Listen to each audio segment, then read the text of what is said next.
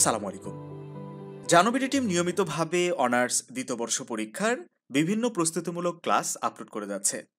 Last ক্লাসে আমরা poster writing এর সাজেশন নিয়ে আলোচনা করেছিলাম। আমরা ৩টা পোস্টার দিয়েছি। আশা করছি এই ৩টা পোস্টারের মধ্যেই একটা কমন থাকবে ইনশাআল্লাহ। তার আগের ক্লাসে আমরা প্যারাগ্রাফ রাইটিং এর ফরম্যাট নিয়ে আলোচনা করেছিলাম। আমরা আলোচনা করেছি এসে রাইটিং এর সাজেশন নিয়ে, তারপরে লেটার অ্যাপ্লিকেশনের ফরম্যাট নিয়ে এবং এই ইংলিশ কম্পালসরি সাবজেক্টের পাস মার্ক কত, সিরিয়ালি লিখতে হবে কিনা, কোন পার্টের অ্যান্সার লিখতে হবে। ঠিক আছে? তো এই ক্লাসগুলো প্রত্যেকটা শিক্ষার্থীর জন্য খুবই, খুবই গুরুত্বপূর্ণ। এই গুরুত্বপূর্ণ ক্লাসগুলো যারা মিস করেছো, তারা অবশ্যই আই বাটনে ক্লিক করে এই ক্লাসগুলো করে নিবা। আজকের ক্লাসে আমরা পোস্টার রাইটিং এর ফরম্যাট নিয়ে আলোচনা করব। মানে কিভাবে একটা পোস্টারের নিয়ম শিখলে তুমি সবগুলো পোস্টার অ্যান্সার করে আসতে পারবে। শিক্ষার্থী বন্ধুরা একটু মনোযোগ দাও। আমরা নেক্সট ক্লাসে নোটিস রাইটিং নিয়ে আলোচনা করব। ঠিক আছে? এই পোস্টার রাইটিং এর সাথে নোটিস রাইটিং থাকে। একটু মনোযোগ দিবা। মনোযোগ দিলে আমি যে কথাগুলো তোমাকে বোঝাতে চাইতেছি খুব সহজেই তুমি বুঝতে পারবে। মোটেও কোনো কঠিন কথা আজকের ক্লাসে আলোচনা হবে না। তাহলে এই পোস্টার রাইটিং এর সাথে কি থাকে বললাম? Notice writing. মানে কি? হয় তোমাকে নোটিস লিখতে হবে, না হলে তোমাকে পোস্টার লিখতে হবে। আমরা দুইটাই শিখে যাব। আমরা পোস্টারও শিখে যাব, নোটিশও শিখে যাব। যেটা তোমার কাছে কমফোর্ট লাগে সেইটা তুমি অ্যান্সার করে আসবে। আর এখানে থাকে কিন্তু মার্কস 4। ঠিক আছে? 4 মার্কস থাকে। তো আমরা যে ফরম্যাটটা তোমাদেরকে দেখাচ্ছি এটা যদি ফলো করে লিখে আসতে পারো একটু পরিষ্কারভাবে, তাহলে অনায়াসে ৩ পাওয়া যাবে। এটা টিচার তোমাকে বরাবরই দিয়ে দিবে, কোনো সমস্যা নেই। ঠিক আছে? তাহলে একটু মনোযোগ দাও। আমরা ২টা ফরম্যাট দেখব আজকের ক্লাসে। একটা হচ্ছে গুড সাইড আর একটা হচ্ছে ব্যাড সাইড। তো ব্যাড সাইডে যে ফরম্যাটটা আছে এই ফরম্যাটটা ফলো করে তুমি কোন কোন পোস্টারটা লিখতে পারবে এটা এক নজরে দেখে নাও। ঠিক আছে? আমি যে ভাষাটা ইউজ করে ফরম্যাটটা তোমাদেরকে দিয়েছি খুবই ইজি। তুমি যদি ২টা মিনিট যদি সময় এটার পিছনে দাও, দ্যাটস এনাফ। আর লাগবে না। কোনোদিন ভুলবা না। ঠিক আছে? তাহলে ১ম এ যে পোস্টারটা তুমি লিখতে পারবে সেটা হচ্ছে corruption. Then price hike, environment pollution, child abuse, deforestation, reckless driving, তারপর Rohingya killing in Myanmar, food adulteration, militancy, smoking, drug addiction, eve teasing, toll collection, acid throwing, unfair means in the exam, dengue fever, any kind of bad side. মানে যে কোনো ধরনের খারাপ দিক সম্বলিত যদি poster আসে তাহলে এই ফরম্যাটটা ফলো করে তুমি অ্যান্সার করে আসতে পারবে। অর্থাৎ এখানে নিশ্চিতভাবে তুমি ৩ মার্কস পাবে ইনশাল্লাহ। ঠিক আছে? দেখো অ্যান্সার কিভাবে লিখতে হয় এটা তোমরা জানো, যে যেভাবে লিখো আর কি। তবে এইভাবে লেখাটা সবচেয়ে ভালো, যে অ্যান্সার টু দি কোশ্চেন নং এক্স। এটা ৩ নাম্বার কিংবা ৪ নাম্বার সচরাচর আসে।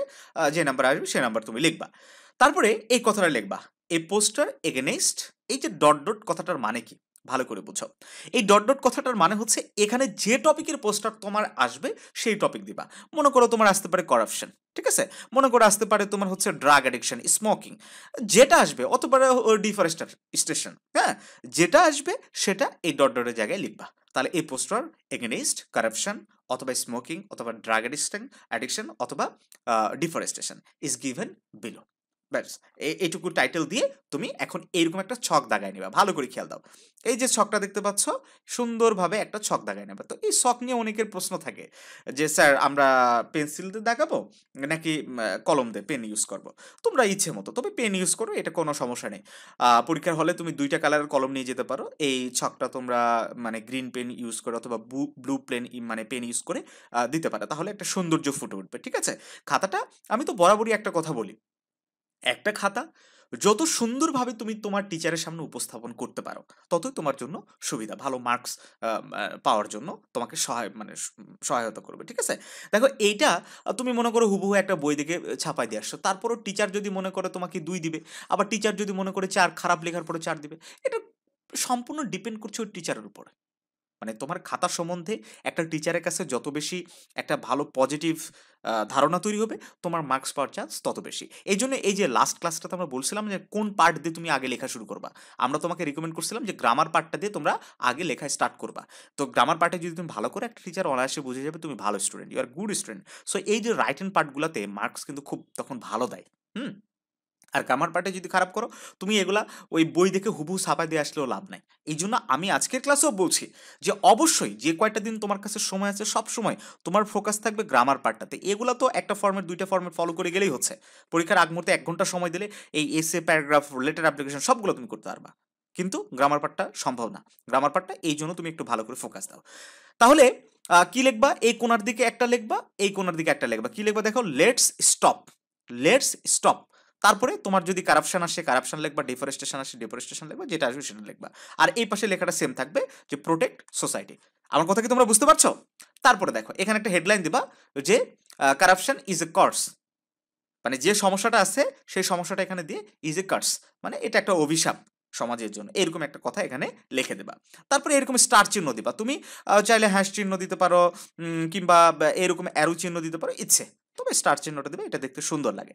তারপরে prevent dot dot dot unitedly, ঠিক আছে, এটা একটা ঐক্য সহকারে এটা সমাধান করতে হবে, সমাধানের রাস্তা বের করতে হবে। তারপর সে নো টু, এখানে যেটা টপিক সেটা, স্টপ যেটা আসবে সেটা। তারপরে it is harmful and heinous for society. তারপরে ডেভেলপ মোরাল ভ্যালুস। দেখো কত সহজ, এই কয়টা লাইন মুখস্থ করতে তোমার কয়টা মিনিট সময় লাগবে, ভেরি ইজি। হ্যাঁ, এই জন্য পোস্টার রাইটিংটা খুবই সহজ, নোটিস রাইটিংও খুবই সহজ, ওইটা আমরা তোমাকে দেখাবো আগামী ক্লাসেই, আমরা ওটা নিয়ে আলোচনা করবো, ঠিক আছে। দেন তুমি নিচের দিকে লিখবা যে circulated by the student of X college Rajshahi, মানে যে কোনো একটা কলেজে তোমার নাম দেবা, অথবা এক্স কলেজে দিতে পারো, ঠিক আছে, X college of Rajshahi, Dhaka, Chittagong, যেখানে ইচ্ছে সেখানে। এটা দিলেই তোমার একটা এই পোস্টারটা কমপ্লিট হয়ে গেল, এবং তুমি এখানে 3টা মার্কস নিশ্চিতভাবে পেয়ে যাবে আশা করছি। তবে ঘষা মাজা কাটাকাটি করা যাবে না, এটা তোমরা মাথায় রাখবো, ঘষা মাজা কাটাকাটি এগুলো করা যাবে না, পরিষ্কার করে লিখতে হবে। তাহলে আমরা কি লিখেছি, উপরোক্ত যে কোনো পোস্টারের জন্য সব লেখা একই থাকবে, শুধুমাত্র ফাঁকা স্থানে যে বিষয় আসবে সেটি লিখতে হবে। এখন আমরা দেখি যে ওটা তো আমরা ব্যাড সাইড পড়লাম না, এবার আমরা গুড সাইড পড়বো। এই যে গুড সাইড, তো গুড সাইডের কয়টা হবে দেখো, কনসার্ট, তারপর হচ্ছে কালচারাল ফাংশন, পিকনিক, তারপর এক্সকারশন, স্টাডি ট্যুর, ড্রামা, মানে যে কোনো ধরনের আনন্দদায়ক কিংবা উৎসব এই ধরনের রিলেটেড যদি কিছু আসে, তাহলে তোমরা এই ফরম্যাটটা ফলো করে লিখতে পারবে। তো আগের মতোই এ পোস্টার অ্যাবাউট যে টপিক আসবে সেই টপিক এখানে লিখবে ইজ গিভেন বিলো। তারপরে ডু, এখানে ডট ডট, মানে যদি ড্রামা আসে তাহলে ড্রামা, স্টাডি ট্যুর আসে যদি স্টাডি ট্যুর, পিকনিক যদি আসে তাহলে পিকনিক। আর এই পাশে কি লিখবা, ডেভেলপ ট্যালেন্ট। আমার কথা কি তোমরা বুঝতে পারছো? একটু মনোযোগ দাও। তারপরে এই যে আগের মতো একটা হেডলাইন দিবা, লেটস এনজয় দ্য লাইফ, চলো জীবনকে উপভোগ করি।